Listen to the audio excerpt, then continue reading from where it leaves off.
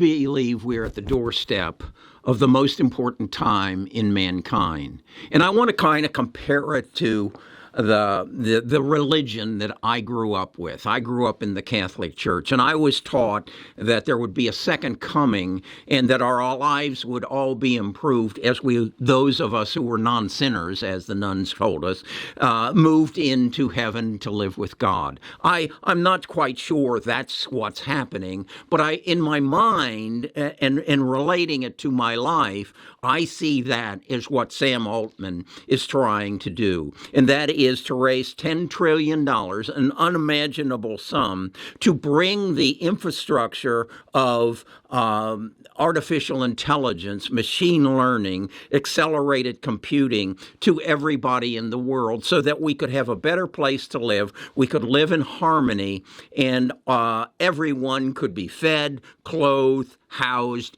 and how big a house we lived in, I'm not quite sure how we figure that out. But I believe that he has recognized there are some companies, there are some people, if we can bring them together, we can make this a better world. And the first thing that has to happen is the infrastructure that we are building here in the United States has to be built around the world. And that there are some contractors who are extremely good at it.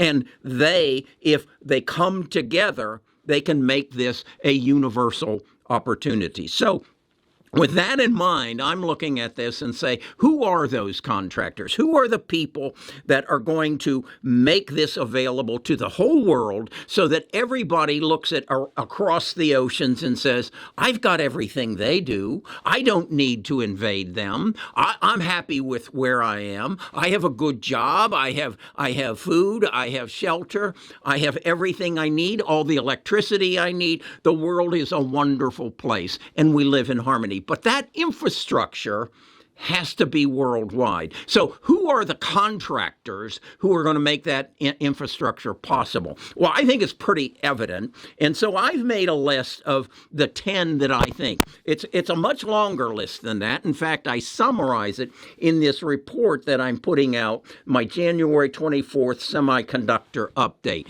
It lists all the companies in the 9 different elements or categories that they're in, and I'm working to find who are the best. And so I've come up with the 10 that I think are the best and are going to take us forward. And I want to just kind of briefly give you who they are and why I think they are and what parts they're going to play and why I think it's who we need to invest in the future. And then I want to tell you, I have some grandchildren, and I've been thinking, based on what I've learned, if I could tell them what field they should go into relative to this second coming, if you will, of the world, what area of study would I tell them to go into? And I think I've got a pretty good idea. But first of all, I got to make it perfectly clear. This is not financial advice, and what I am suggesting is what I believe.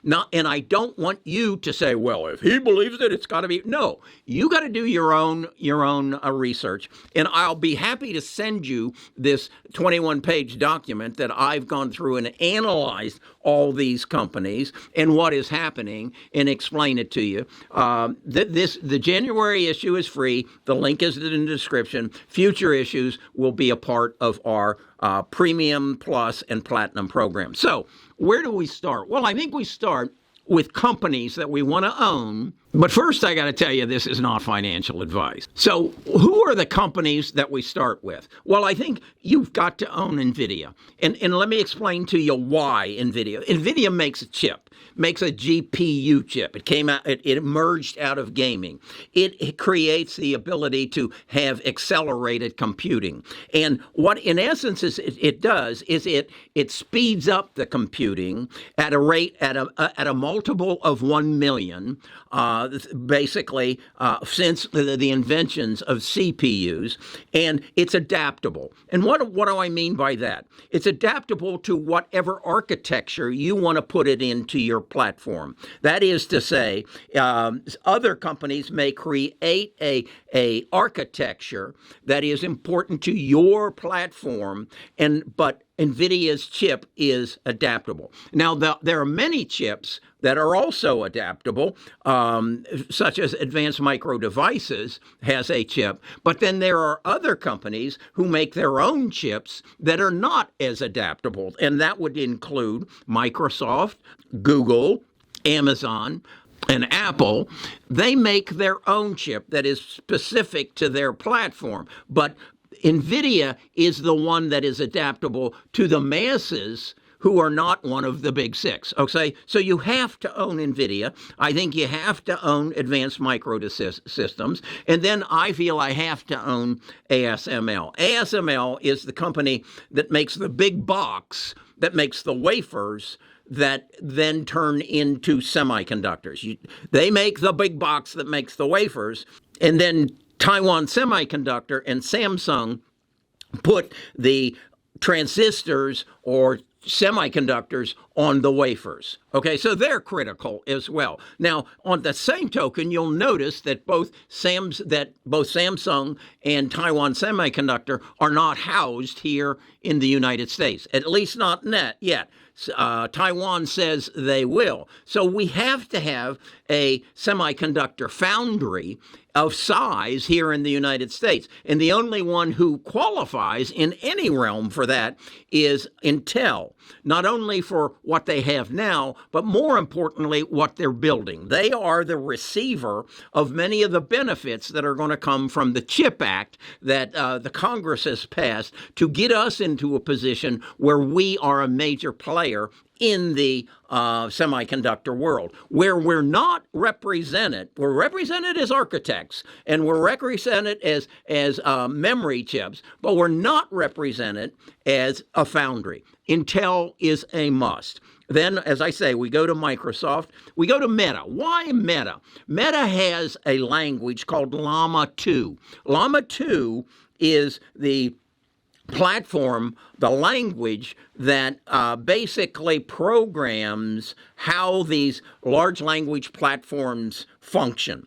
Now, the reason that Llama 2 and Meta is one of the stocks we want to own is because it's open source.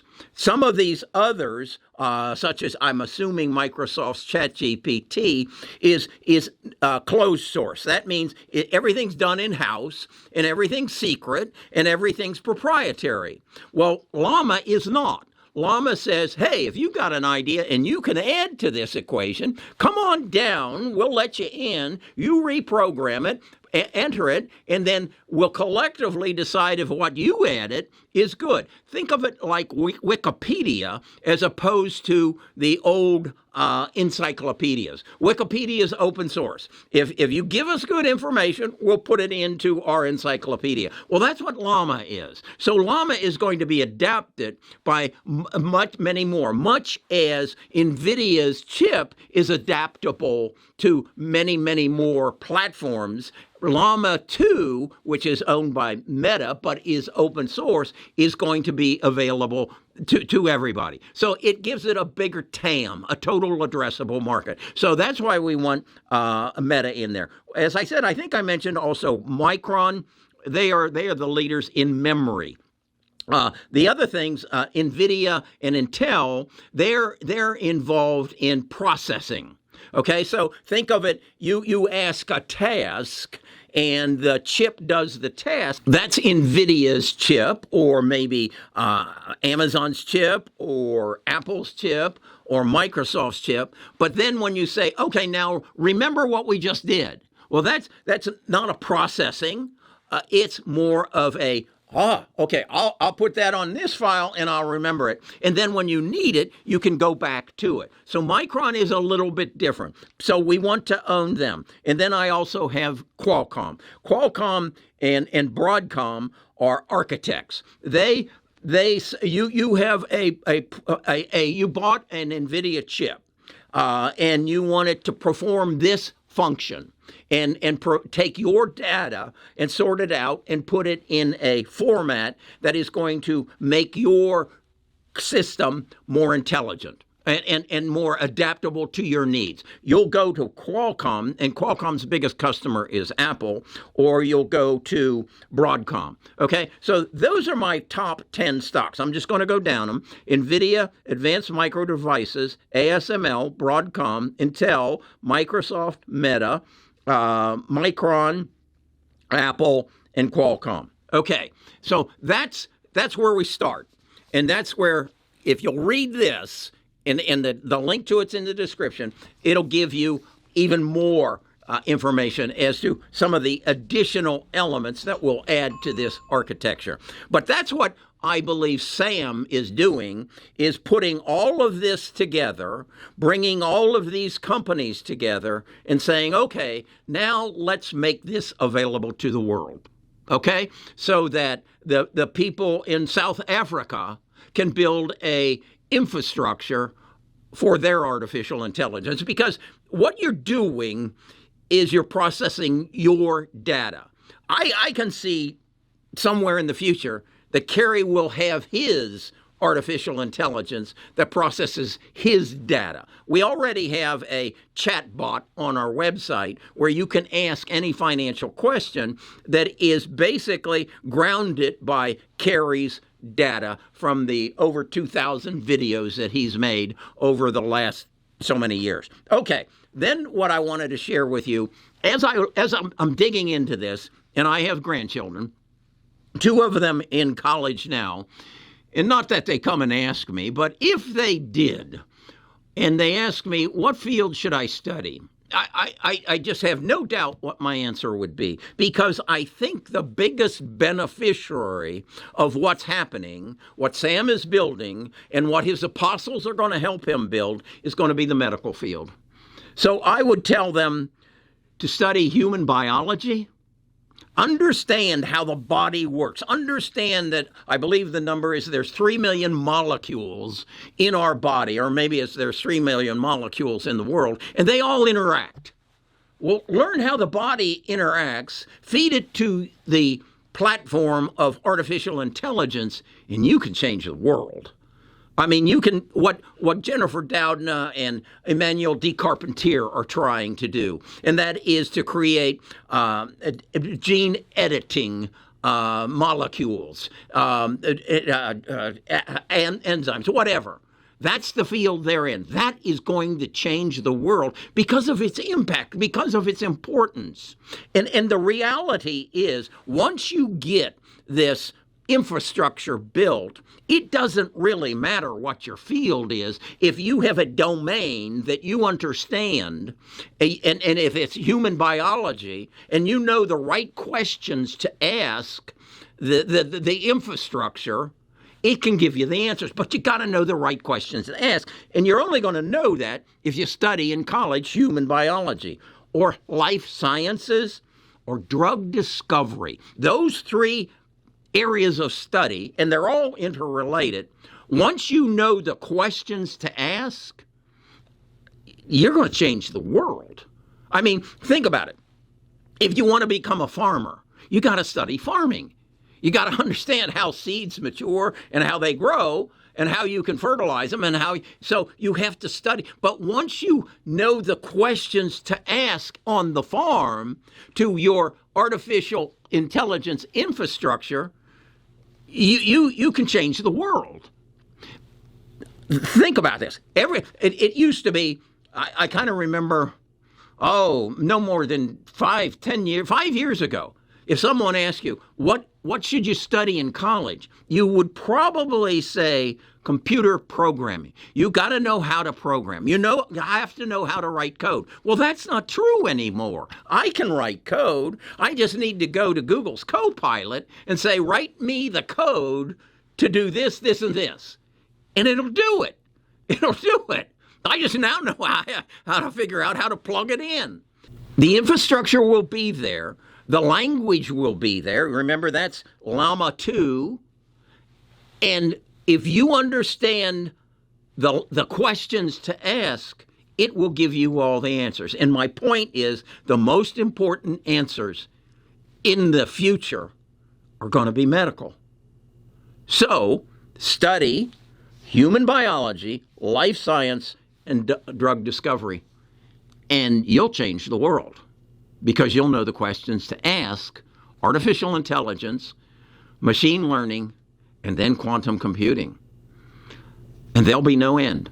And I hope, and I will continue to work on this, and I was thinking this morning, are you going to become a preacher?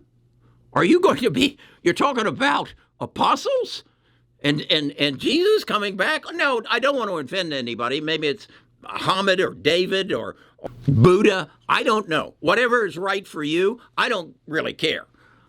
I just think this is the second coming. Or maybe it's just the second coming of the digital revolution. But I think the possibilities of making it a better world are just mind-blowing. So think about it. And if this is the kind of stuff you want to be involved with, join the tribe. You join the tribe by getting on the bus.